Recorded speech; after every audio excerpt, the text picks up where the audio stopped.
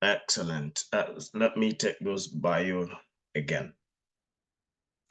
So I'm talking about Dr. Ignatius E, Onyekwere, who holds a PhD in peace studies and a Master's of Arts degree in conflict resolution, as well as a postgraduate diploma in research methods for social sciences, all from the University of Bradford, United Kingdom. He is a professional positioned at the nexus of policy and practice with wide-ranging experience in leading cross-functional project teams, extensive and adaptive managerial experience with excellent leadership and motivational skills. He is a specialist with over 23 years of extensive working experience with comparable UN organizations, notably West Africa Network for Peace Building, WANEP, and West African Civil Society Forum, WACSOF, ECOWAS, USAID, in the area of peace building, human security analysis, conflict early warning and response system, community development, security sector reform and governance, as well as conflict sensitivity programming and safeguarding in the international aid sectors. Dr. Onyekwere is a senior consultant at Fund for Peace, FFP, for the United States Institute for Peace, UCIP, funded Multilateralism Project 2023, and recently completed a consultancy assignment with the African Development Bank on the Rwanda Vulnerability and Resilience Assessment. He is a senior consultant at Fragile and Conflict Affected States, FCS, impacted based in the Netherlands, and responsible for managing and providing technical advisory on counter-terrorism, peace building and conflict sensitivity programming for the fragile and conflict-affected countries and regions. Prior to all of these, he was a conflict sensitivity advisor, consultant at the Global Affairs Canada Field Support Services project in Nigeria, and responsible for managing and providing technical support and advisory on conflict sensitivity programming. Dr. Onyekwere was an early warning advisor at the Fund for Peace for the USAID, West Africa, reacting to early warning and response data. USAID Reward Project, support for ECOWAS. He managed and oversaw the successful implementation and completion of a 20 million 5-year programming and operational management of the USAID West Africa Reward Project. So, and a whole lot of others. Dr. Onyekwere has been a colleague and a very good friend.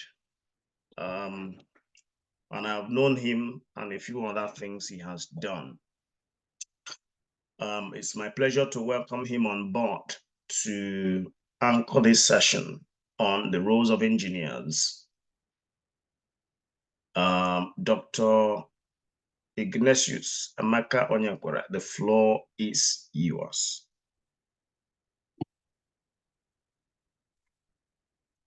You are muted, sir.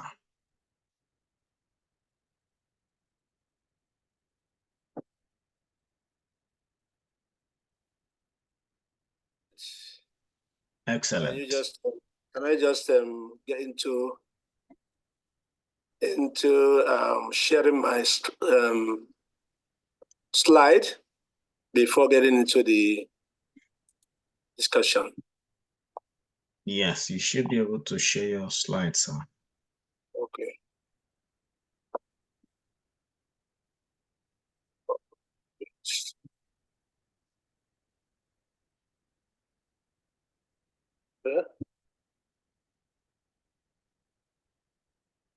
Or should I put them?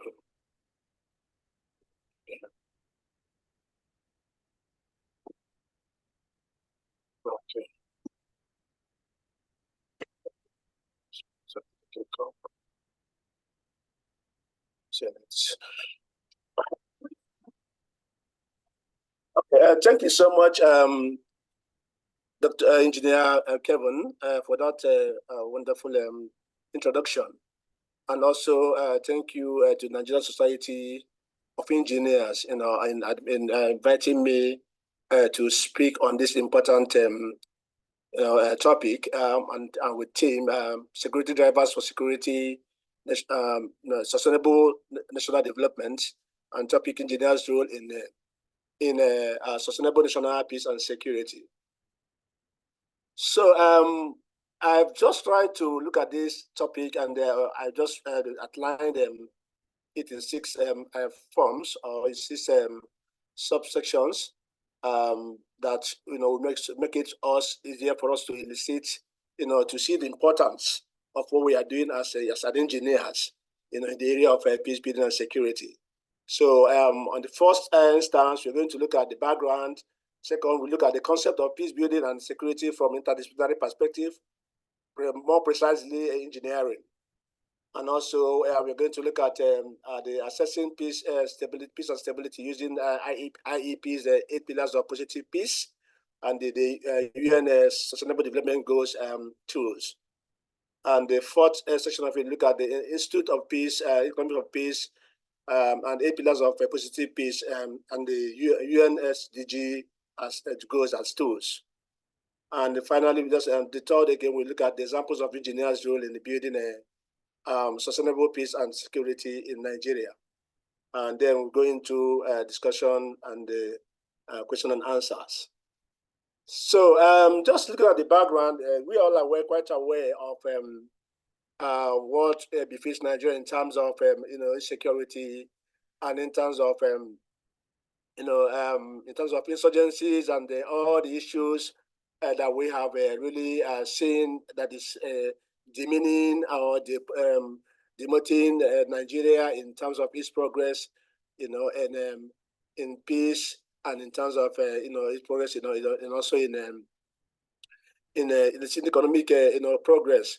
So looking at all this, according to the Global Center for Responsibility to Protect, we found out that about 35,000 people have been killed since 2009 when Boko Haram launched insurgency. During the overthrow of the try to aim at overthrowing Nigerian security government and the establishing an Islamic state. So looking at that, you see that all these are really issues of concern to us, or to Nigeria. If we as a country had been really been disturbed, really been affected by this insecurity and insurgencies, which basically is an issue, and this also has led to a lot of separatist agitation. We can also see the indigenous people of Biafra in the southeast. We can also see the issues of ethnically driven banditry gangs in northwest. We also see the ethnic basic killings in the north central, and the range of ethnic and community-based self-defense militia groups formed across Nigeria. But all these are all things that we all know. These have been happening, and they are not new. Though some of them are they are not only peculiar or particularly issues that that affects Nigeria only. It also affects other regions within the regions. Nigeria has been seen within the West African region. It's not only it's an issue that cut across the region, across the globe, and which also requires not only the role of other professions in addressing this issue, but looking at how the engineers, we also help in trying to address these issues. So on this note, I would like to also look at this concept of peace building and security from the interdisciplinary perspective. and looking at from the engineering, what engineers could do and how engineers have been playing roles without knowing. So in order to address these issues, we found out that in this that no single discipline can fully address challenges of peace, security, and sustainability in sustainable development.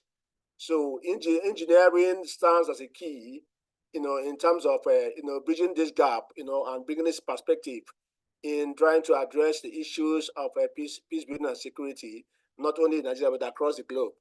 And also, in order to do that, there's also need for collaborative efforts between diverse fields. As engineering or engineers has to work with political scientists and economists and social environmental sociology and environmental scientists in trying to address these issues.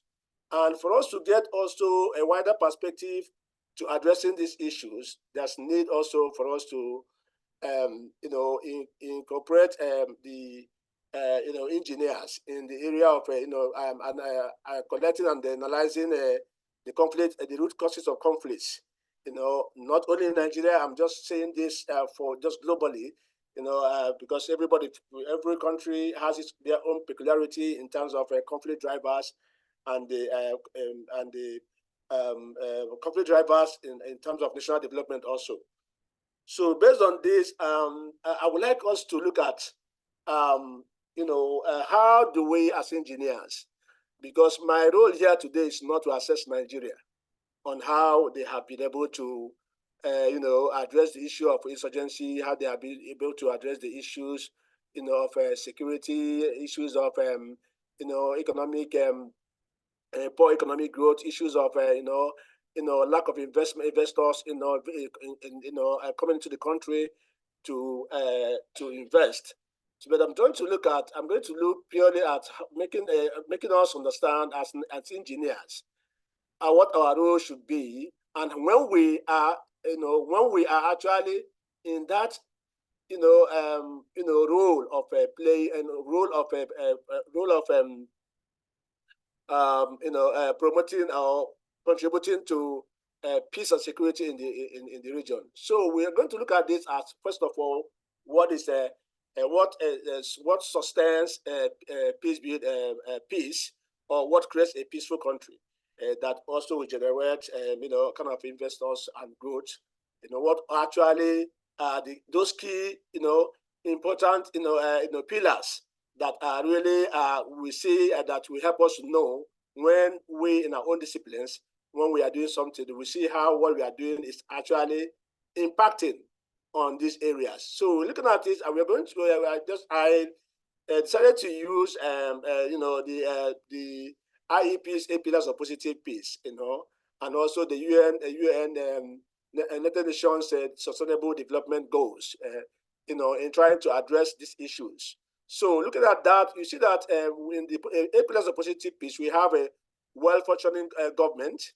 We also have equitable distribution of resources. We also have free flow of information. We also have good relations with neighbors. We also have high levels of human capital, and we also have acceptance of rights of others, low levels of corruption, sound business environment. So all these encompassively are really pillars that support peace.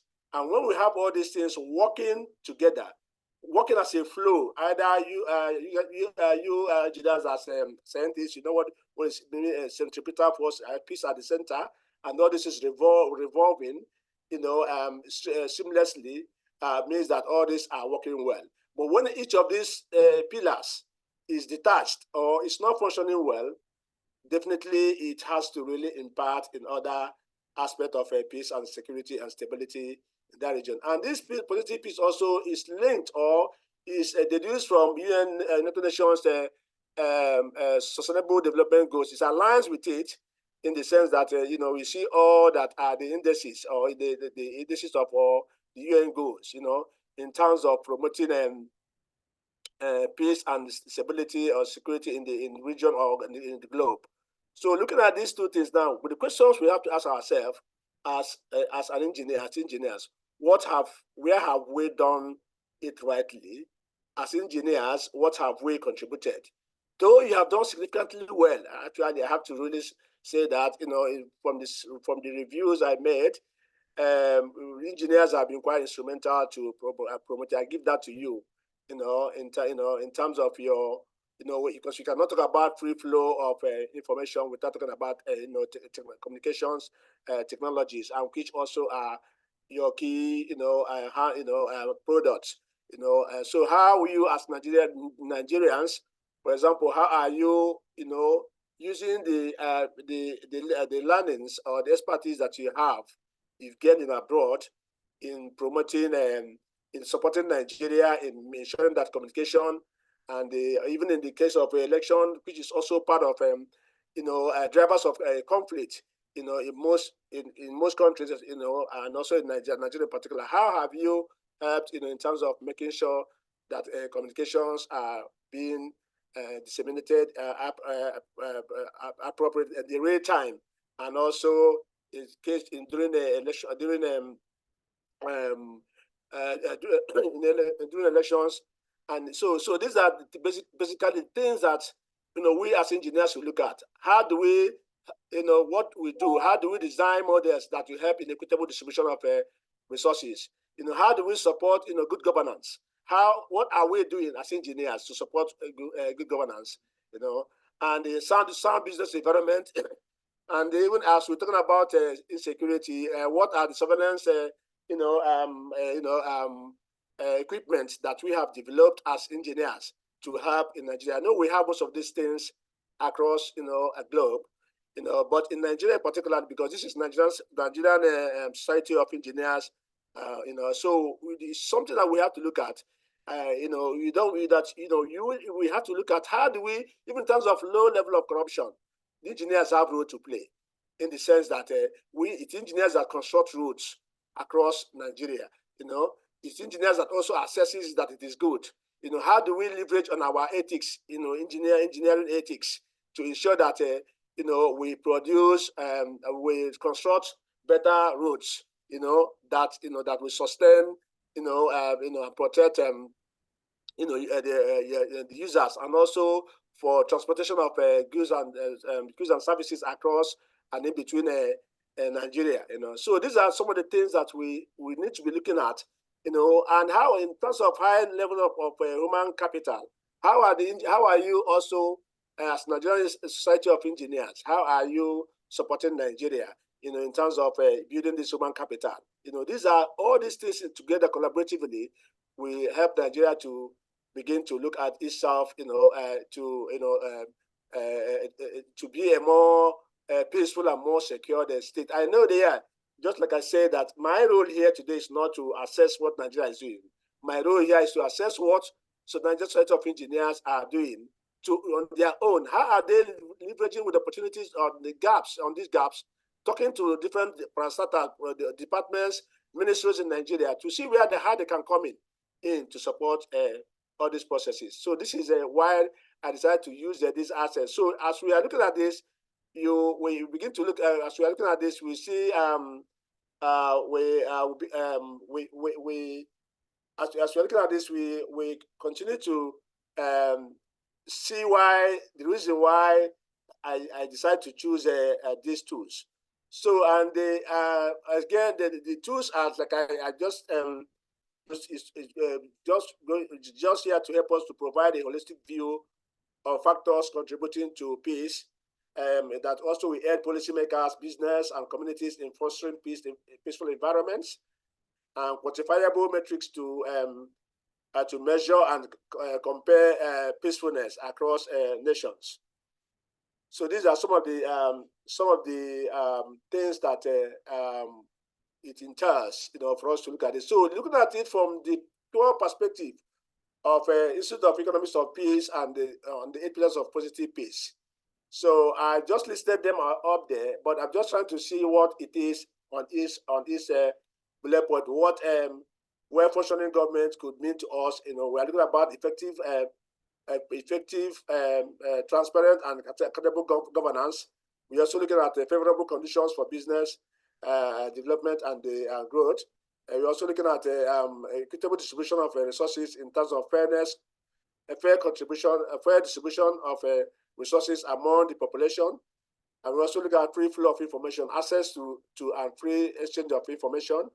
And we're also looking at free flow of information, good relationship with neighbors, building and maintaining positive relations with neighboring countries, and also high level of human capital, investment in education, healthcare, and the skills development.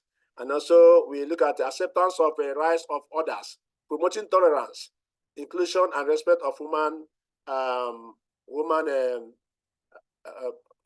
rights. And then, 1 second. So low level of corruption is also minimizing corruption and promoting integrity in public and private sector. So all these are things that really we could really learn today to see how what we are doing, how can we really, as engineers, how do we think that we can help to provide this sound business environment for Nigeria? One, at least you mentioned about one of the country, the drivers of insecurity, our insurgencies in Nigeria. So how do we build, all these surveillance, equipment that will help the government? How do we, make some things that are user friendly and cheap? Looking local sources, local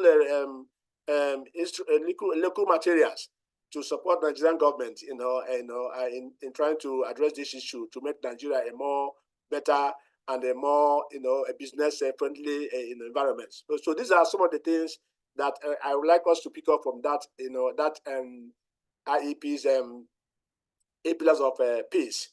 So taking to that, I want to really just give examples of which we know the roles of engineers, in building a sustainable peace and security. So looking at that, I mentioned earlier that that engineers also will help in building essential infrastructure that aligns with the UN SDG 9 for sustainable development. Engineers also ensures access to clean water and the sanitation, and of course we know the importance of water and sanitation in terms as you link it up to other aspects of human security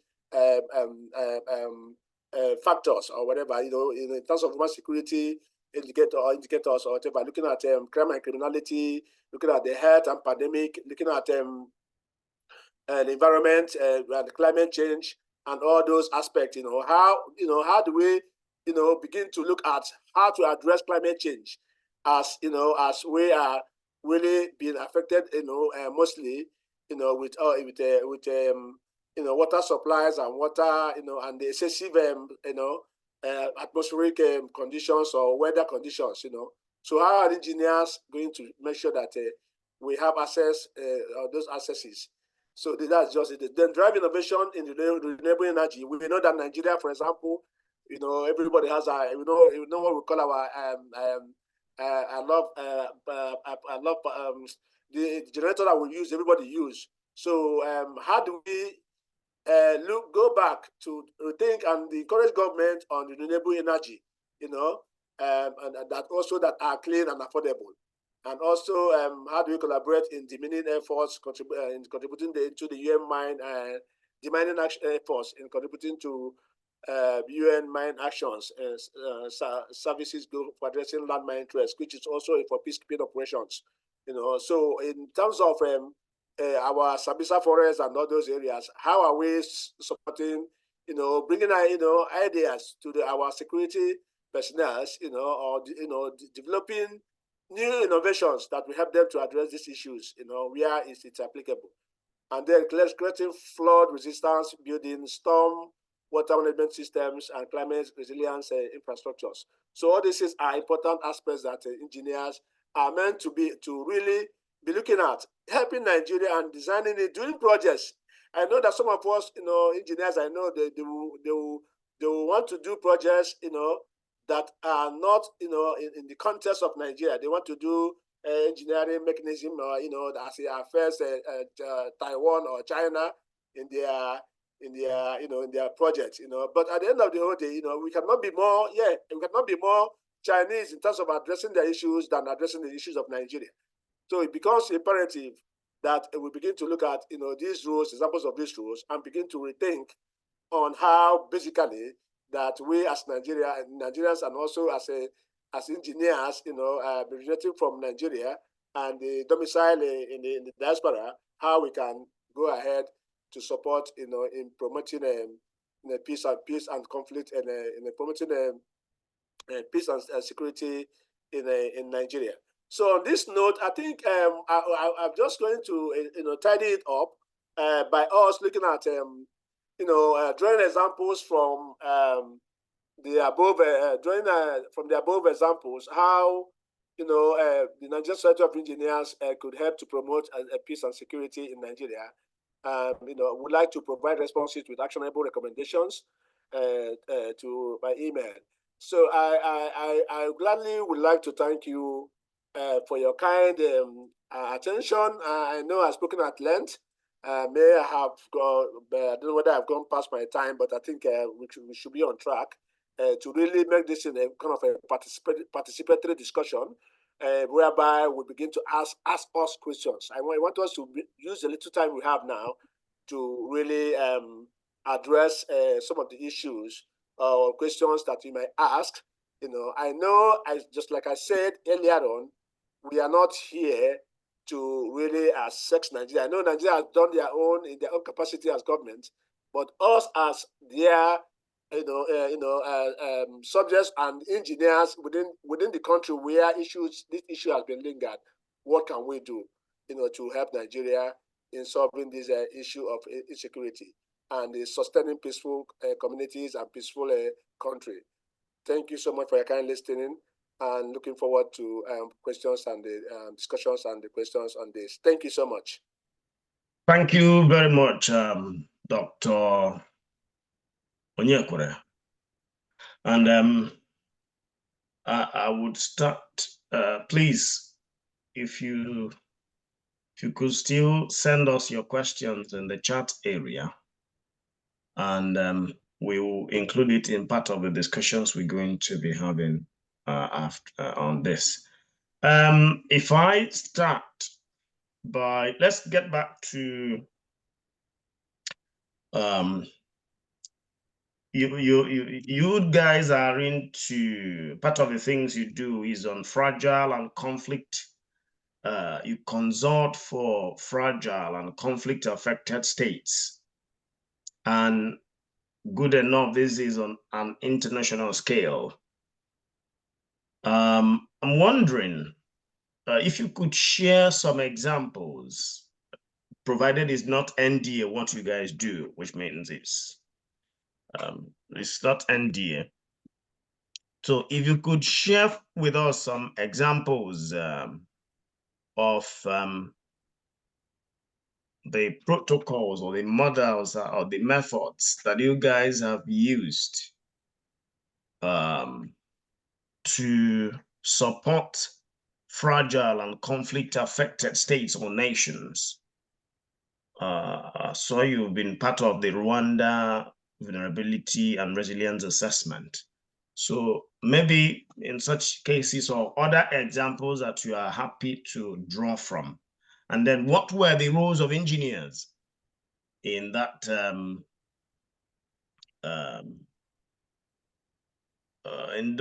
in bringing peace or sustainable peace in such environments? I think, looking at the whole concept, thank you so much, Dr. Kevin, for that question. And, when we're talking about fragility and you're talking about resilience, fragility in this concept, we mean the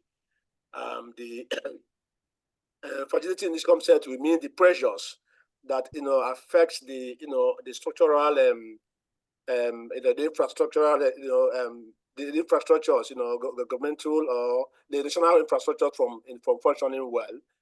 Just like when you have, poor, when you have, poor institutions or weak institutions, or all these weak institutions could go across all the ministerial, positions that we know about, Ministry of Education, Ministry of Health, Ministry of Environment, all those stuff. When those structures are not really actually functioning, where they are weak, definitely there's tendency for there to be a human insecurity, because without proper and strong institutional systems, I think peace and security will be something that will not be will not be in existence. So again, looking at for what your question, you also see that that fragility also goes in to look at how engineers or how other professions could also dig into this and support. Now, for example, when it comes to construction of road, I made mention of that before. If you come into construction of road, who are the responsible for building roads? Who are responsible for constructing bridges? Who are responsible for building houses? Who are responsible for digging boreholes? Who are responsible for technology innovations, or even telecom? Who is responsible? Who are responsible? They are engineers. So if you want me to keep on mentioning the role of engineers, it is uncountable, because engineers are everywhere. Because if you look at it, we cannot drink water without engineers. We can't drink water without engineers. Because you produce them. We cannot also fly on roads without you, with all your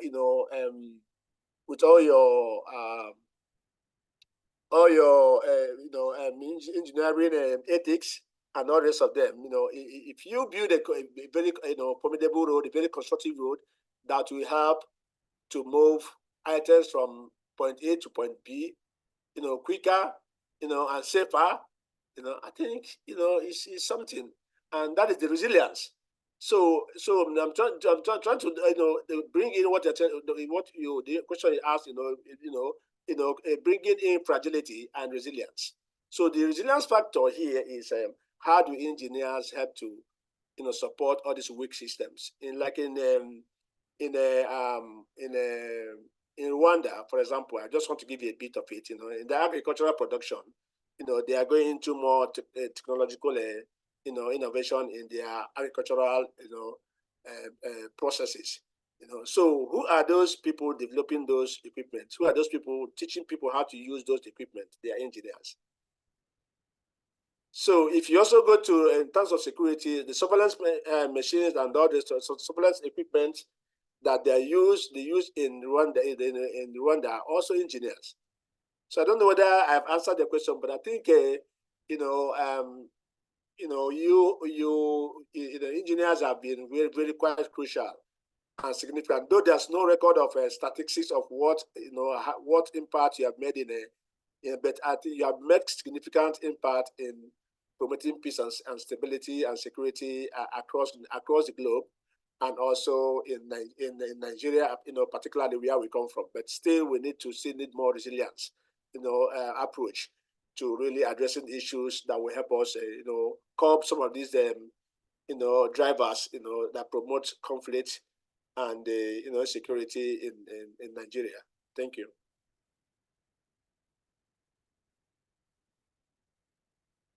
Sorry, I'm muted. Thank you very much, sir. Do you think local or international laws impede contributions of engineers to sustainable national security and peace, based on what you guys have done? Yes. You see the thing that the local laws and the policies could impede engineers in what they do, especially the local engineers. That is why I said it earlier to you that we need Nigerian Society of Engineers in diaspora. Our engineers should come back, because I know what you are doing there, you do it at expert rate. But when they come back, we are not really respected. You know, let me not say we are not respected, but maybe we are not given the opportunities.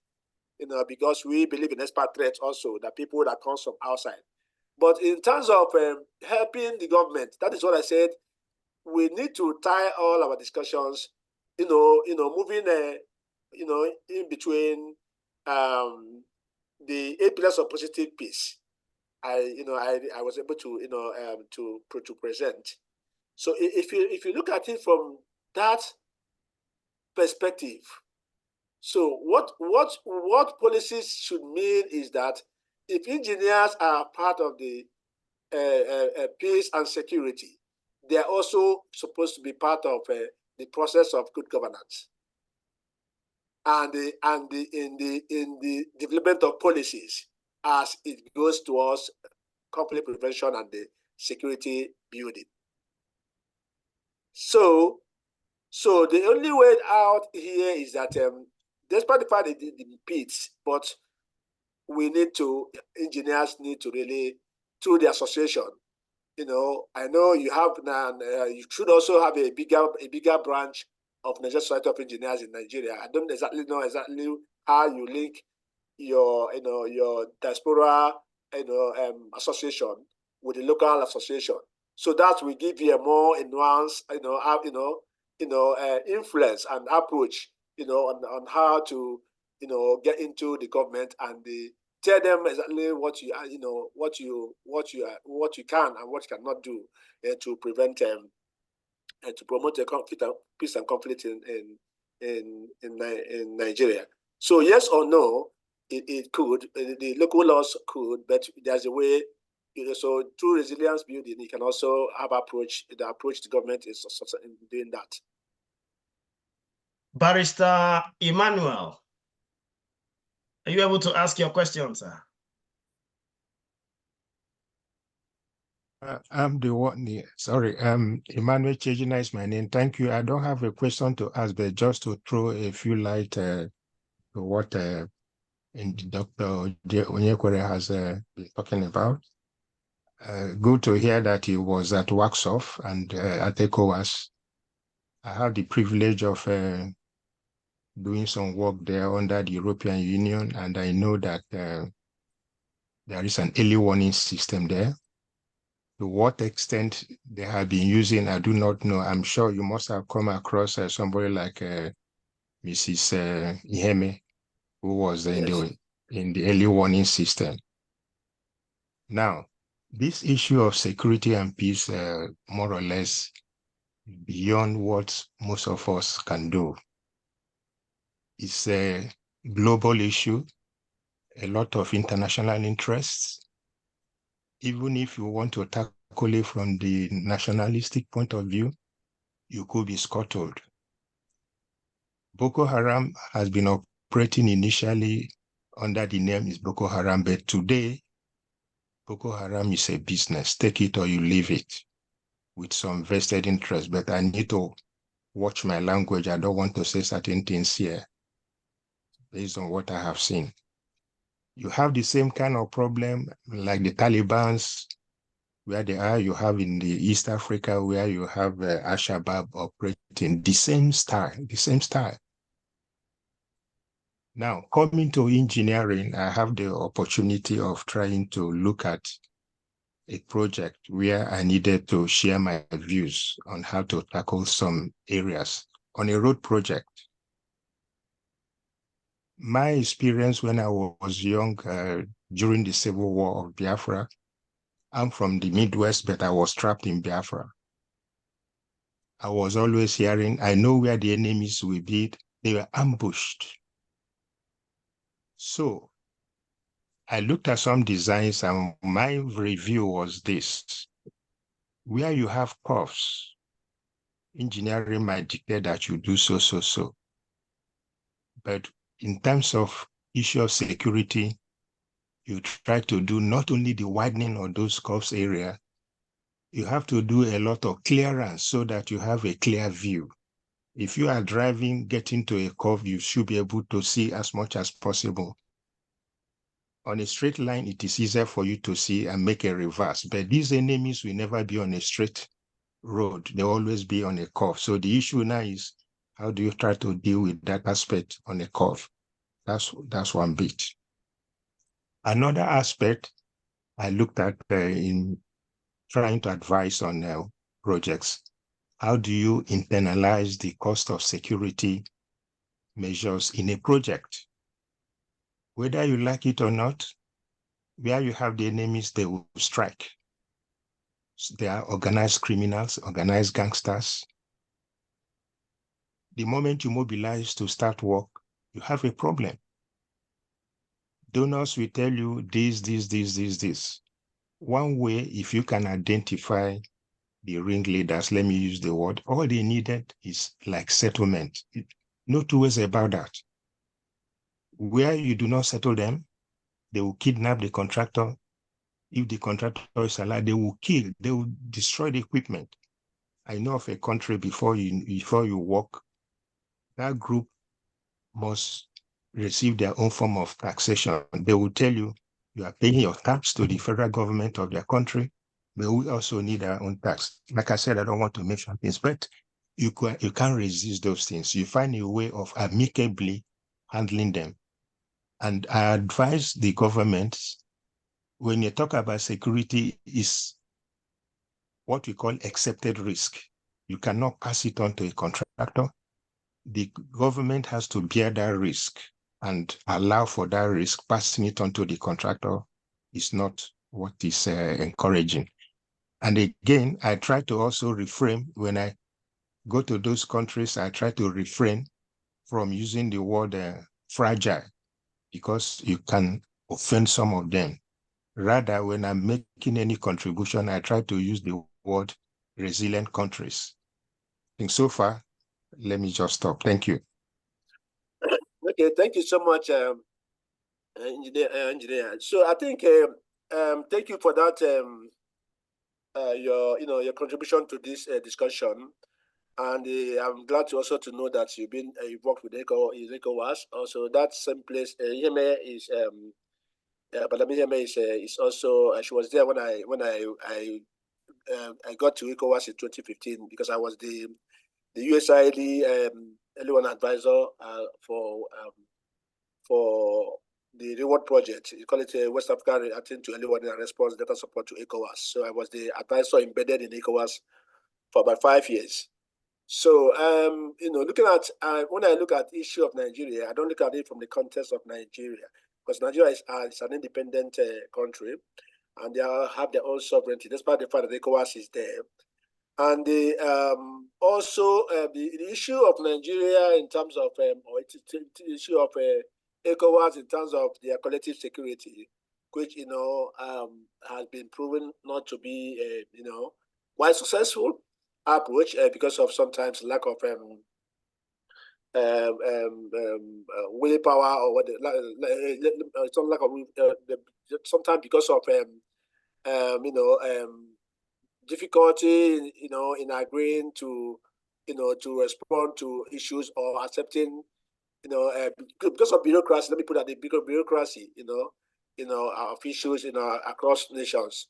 So in Nigeria perspective, in all that we're talking about, we all know the issues that is in Nigeria regarding our security issues, or regarding our securities. So the early warning has their own analysis.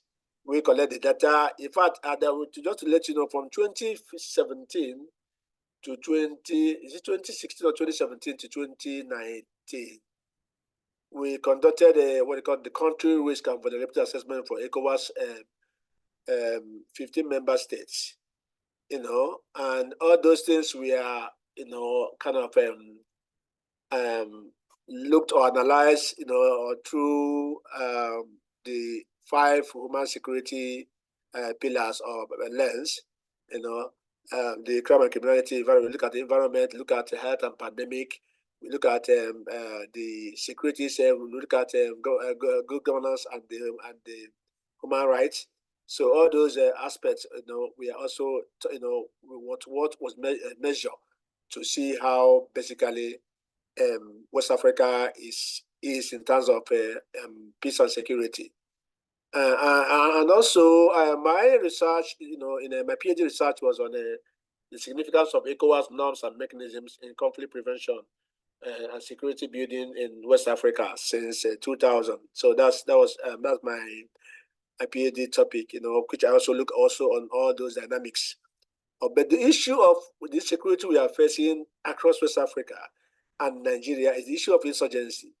Nigerian army or Nigerian force is one of the best when it comes in terms of supporting peace support operations and all the rest of them. When they go on those missions, they always kind of prove their expertise and their whatever. But they have they have not that they have failed.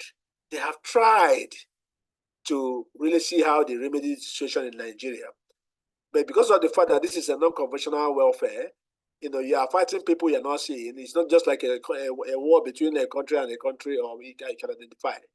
It makes it a little bit of difficult, And also, for the fact that ECOWAS also try to maintain its integrity and also try to maintain its policies and programs in terms of intervention, cannot come to Nigeria to resolve any issue, to help them fight. If you can see that if it were in other countries, for example, if it were in other countries, Nigeria would have, been, very much on the picture in being deployed, deploying their, forces, in trying to rescue. If it's in Gambia or all those countries, they would have been there.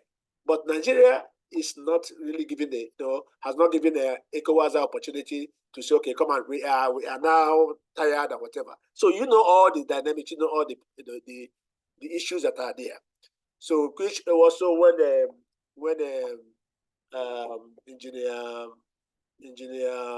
Anna, that's Kevin made mention of mention of local laws and local policies and the local laws and the policies, how they can prevent support for such kind of preventive mechanism. So all this passively, how it works in terms of, since you have been in ECOWAS, how the handicap, the challenges in doing this. But our topic today is not, just like I said, I wouldn't want us to go. This is just like your society stuff.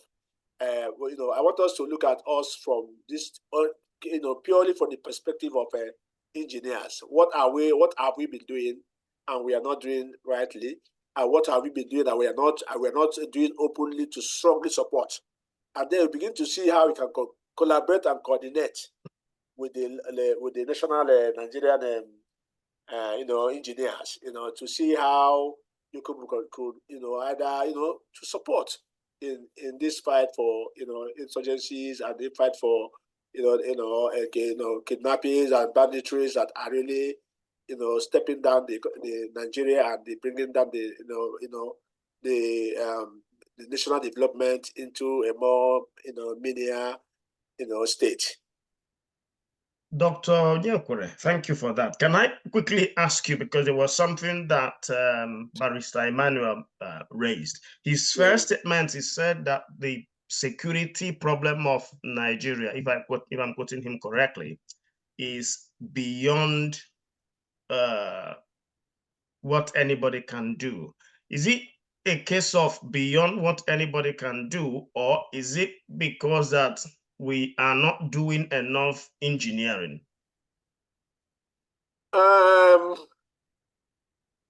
If we are saying beyond, or that we are not doing enough in engineering, I don't know how to put that very correctly, but you might be what I mean. No, I love this question. I said earlier that engineers have been, that we are still where we are today in Nigeria is engineers, but you don't know. You don't know where we are today in the level of peacefulness that we are having, in Nigeria, and not only in Nigeria, across the globe. Engineers they are contributing, but you also have your own, in terms of engineering, when it comes to applying all engineering ethics see I'm just coming in because there's some engineers also who are somewhere producing for the terrorists, or let me know. So let me know. Okay, I can use the word for supporting producing arms and whatever for for the insurgencies. So there are also some engineers who are also there helping in terms of even in the medical you have medical engineering producing very good equipment that are used to treat a lot of sicknesses in the area of looking at it from the human security perspective. We are not now looking at physical security, that's the protection of the state. But if you look at it from other aspects of human security, you see that we are here today, that engineers have done marvelously well, in terms of doing that. So you are doing well, but you still need to do more. The more you need to do is in terms of improving in your engineering ethics, in terms of knowing who to produce for, knowing what to produce for, knowing who to use what you want to do, and that will help us in terms of moderating all those banned materials or that goes into the wrong hands that really affect the economy. When you bring in bad engineers and contract them, it is us that assign the contractors to go and build the road, for example. It is us that assign the contractor to bring us medical equipment. And we find out that medical equipment that is brought to us are not of specification. It is still the same engineers that we say it is good, So these are where the issue lies. So increasing in our engineering ethics, to ensure that what you are doing, because everything you do, even the water we drink, I mentioned it earlier before, is you have a lot to do in terms of improving on those areas. I don't know that I've answered your question. Can I ask you this very last question? The IEP, the IEP 8 pillars that you mentioned, and the 17 Sustainable Development Goals. Yeah. How can we? Do you have like benchmarks of measuring how they can, engineers can use these to influence their contribution to Nigeria's or to a sustainable national peace and security within Nigeria? Yes. Just like I mentioned in the slide, that is helped to provide. This helps national governments to provide policies, to develop policies that respond to some of these issues. So what it is here is that if you go to a website of IEP, they have this. I don't know that you've heard about the Global Peace Index, and they also have a Global Terrorism Index also. So that is where you have to look at those some of indices that really could help you to see what and what all those factors that you could leverage on in seeing how you could what makes some countries more peaceful than others, what also contributes to fragility or fragile state, or like resilient state, like one of the past speaker mentioned. So if you look at it from that perspective, so you see that there's need for you to look at those global peace index and the global terrorism index, from the IEP website. So that will give you a guide on how engineers also what is actually when you say there is insurgency, how many types, how many classes or types of terrorists are operating in Nigeria, where they're coming from, the kind of arms they are using, where they're operating. If they are operating in a Sambisa forest, what kind of equipment can you develop? What equipment also the Nigerian army is using? Is there anything that we can, as engineers, can produce different from what Nigerians are using? Is there anything that we have seen that we can recommend that they should use? Because sometimes they are only military. it's all of them that knows the capacity of the equipment that they use. It's very few of them that knows it. And when the new ones are being researched on, even as some of you are lecturers and teaching in schools, these are things that you can also, leverage on that. And just let's keep informing them. We know where we come from. I wouldn't say it on the open air when we are whatever. We all know what is the issue and where the issue lies. But I think engineers are always continue to say that they're doing well. Sorry.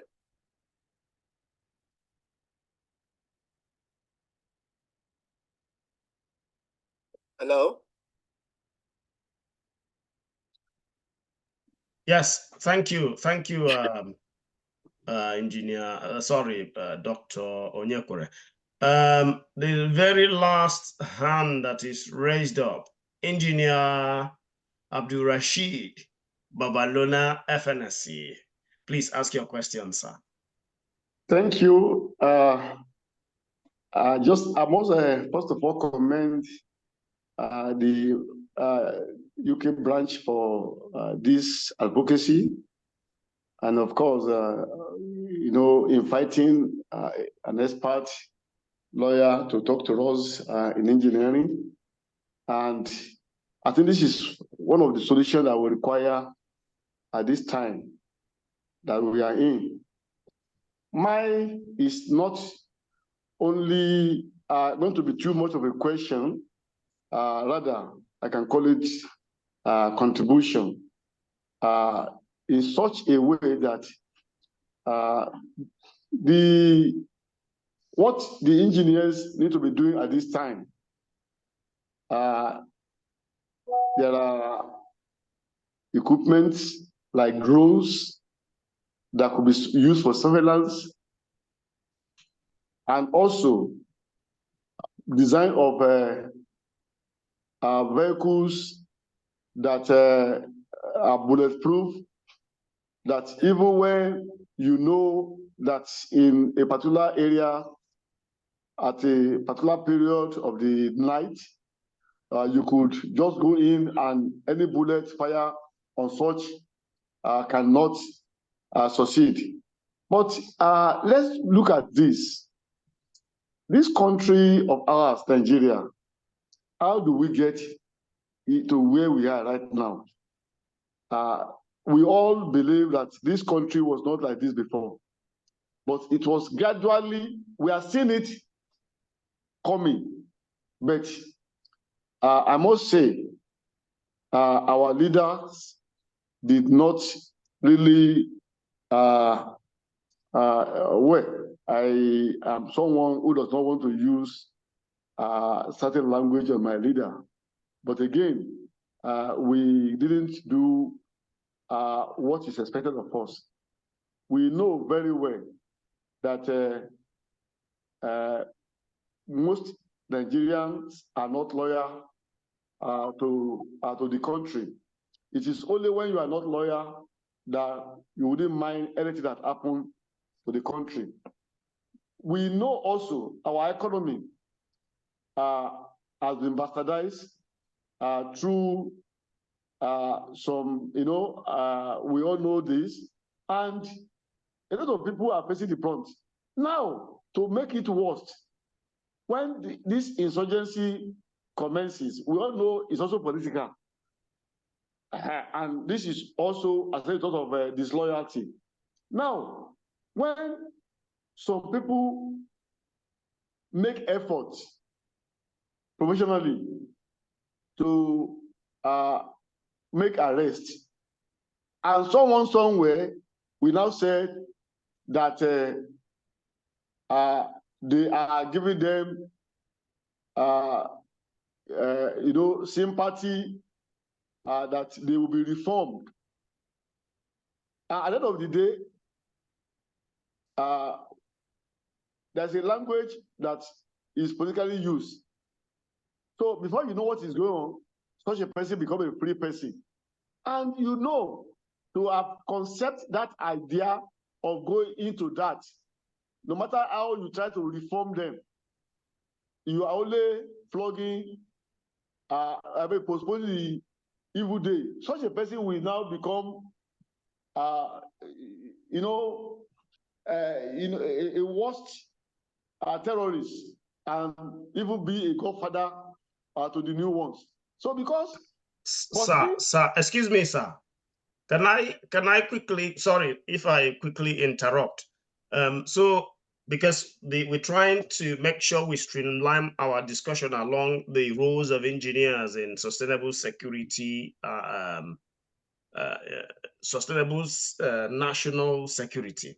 So okay. looking at what you are talking about, sir, do you think there are what could be the roles of engineers in the things all these examples you mentioned? Yes, I'm saying engineers have to intensify efforts in the area of technology. Like this surveillance camera, we need to design more and also build more and again, we have to also use technology to sensitize the Nigeria. We sensitize Nigerians because if, for example, I live in an area where I could tell people what technology could do. Yeah, so, Excuse me, sir. Yes. Sorry that I'm interrupting you. Do you think that it's important that engineers become part of the policy makers in the country and the policy enforcement in the country, so that when they design all these drones, use AI, use APIs and all of these, that they could see what they have developed being used? Is that what you're trying to say, sir? That is what I'm trying to say. With time, more often than not, we always encourage engineers to join politics. And this is the area. Because when you design all this and it is not deployed, it becomes useless. So engineers, we have to be part of the policy makers so that we could deploy. There are so many technologies that we assist in this fight. So engineers has a lot of role. First of all, no matter the engineering expertise that you want to deploy, the policy makers must accept it. I think that is the area I want to go. Thank you. Thank you very much, sir. Thank you. Let me just respond to that a bit. Sorry. Okay. Let me just respond to it. I think I understand where you're going to. Basically, for you to really be able to get into the picture of what is happening and then also make impact as engineers, it's important that you, despite the fact that you may not have much time to do more of baseline assessments and the rest, but reports and the review of documents that are in line with all these first agents or ministries that are responsible for defense and the security in Nigeria. We need to really begin to look at what the problem we have is that when you have somebody, they say, okay, he's the chief of staff, generally, for example, or chief of defense staff or whatever. There's limitations sometimes to what they know at that level in terms of the fast development of innovation of equipment, new equipment. So they might have put in budget, for example, last year, that if we are now reading budget and they are put procurement of AUV 30, depending on the high resolution stuff, So maybe before the budget is approved and purchased, you might find that this one may have had an issue. So instead of them having buying this one that will not be relevant again, that's where the engineers comes in and said we saw this in the previous budget, in the budget for 2024-25, and it has a lot of issues and challenges. It is not, the precision is 30% less. Is this that? Instead of purchasing this, and that is a new one that is, you give the guidance. give guidance. What it means that there should be a kind of a MOU with the Nigerian Society of Engineers. Nigerian Society, I know you have a central body. I don't know that how you operate in any branch operates on their own. If you want to approach Nigerian government, you approach them from there, or you approach from your national body here in Nigeria. So these are things that where you need your expertise, where you need your just like those who are into entrepreneurship. You see, sometimes they organize a workshop, they organize seminars. They should come and tell us what they can do in terms of helping Nigeria, promote peace and security. This is the Engineers Society of Nigerian Society of Engineers. Workshop or conference. We are doing this to really, see how we can develop help Nigeria, in the insecurity or insurgency fight, against Boko Haram. I think that is it. Thank you, Dr. Ignatius Onyekwere.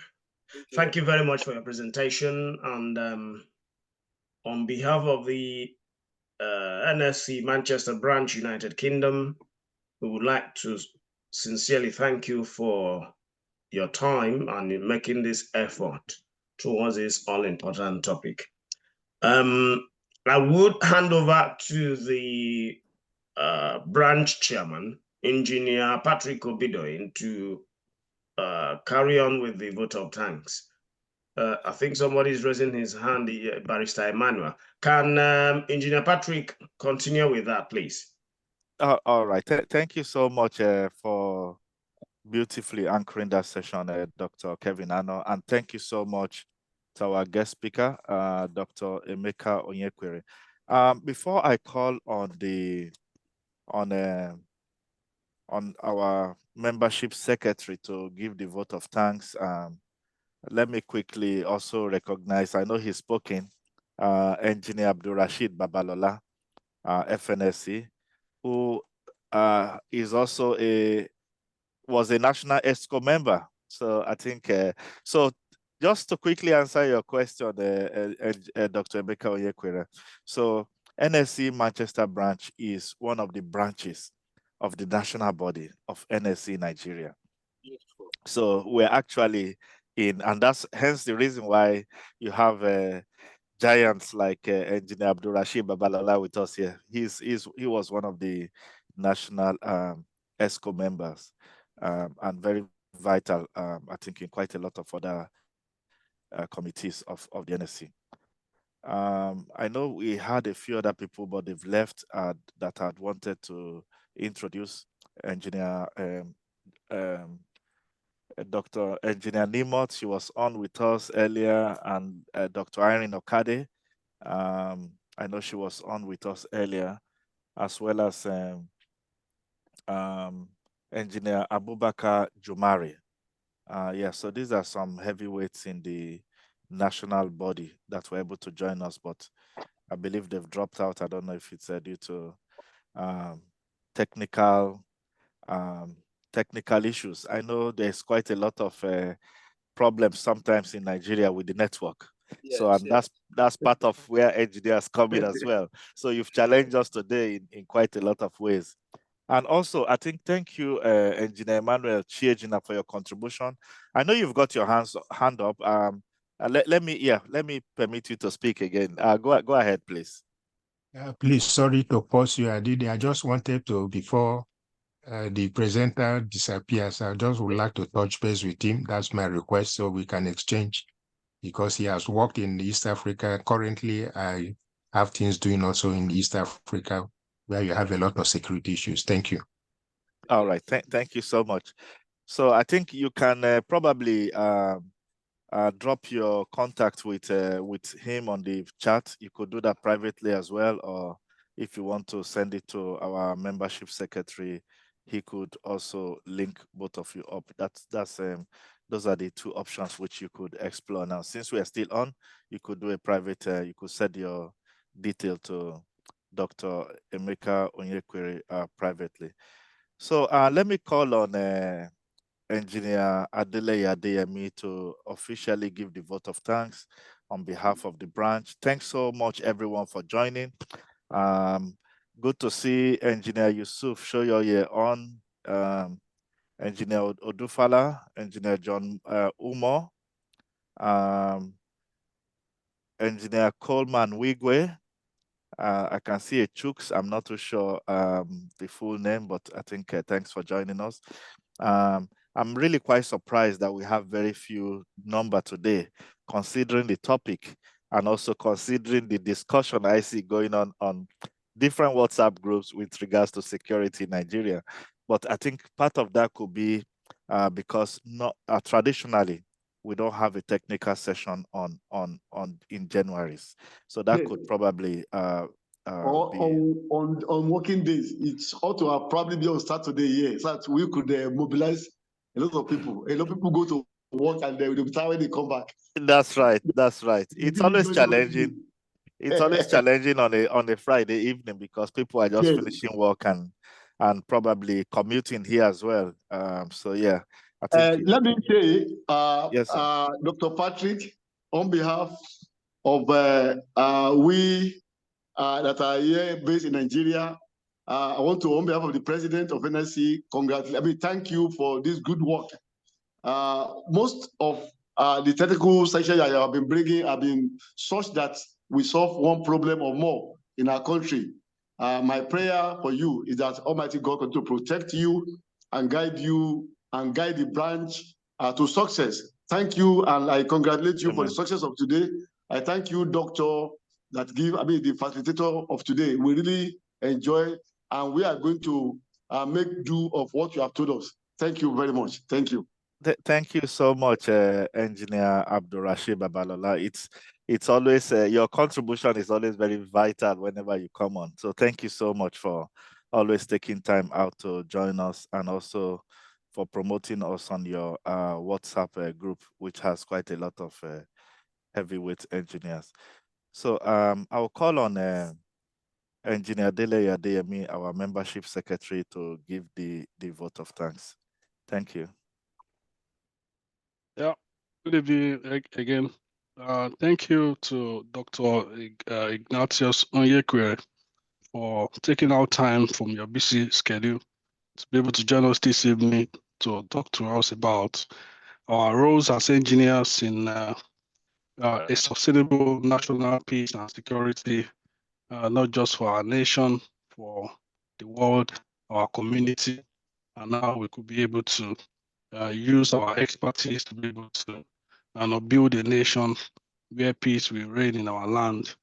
We'll be able to learn a lot from you today, how we can be able to make sure that we harness everything, all of our experiences, all of our researches, that we can be able to put them together and then to be able to combat the menace that we have, not just in the northern part of Nigeria, but also in West Africa and Africa at large. We want to thank you for taking our time to be able to join us this evening. And we hope that whenever we call on you again, that you'll be able to answer our call to join us anytime soon to be able to speak to us on this platform. We appreciate your coming and the information you have shared with us this evening. They are well thought, well put together. We could be able to say, okay, we want to ask for your slides so that we can have references that we can always fall back on anytime we want to have discussions with people about how we as engineers will be able to contribute our own quota towards having a peaceful Nigeria. Thank you once again, and then we wish you all of the best in your future endeavors, both in West Africa and in whatever that you are doing presently now.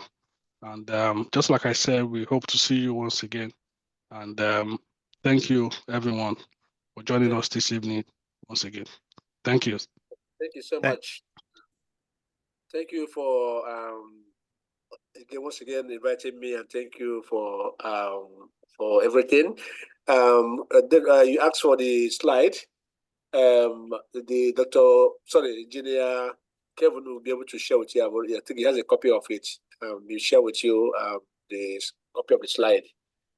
So thank you once again for inviting me. I really appreciate it. Thank you so much. Yeah, thank you, Dr. Emmanuel Onyekwere. And you will also receive a certificate from our technical secretary, Dr. Kevin Ano. It's our usual practice to appreciate our guest speaker. So you will be getting that through our membership secretary, Dr. Kevin Ano. Thank you so much. And also, because the numbers are so low this evening, so being the first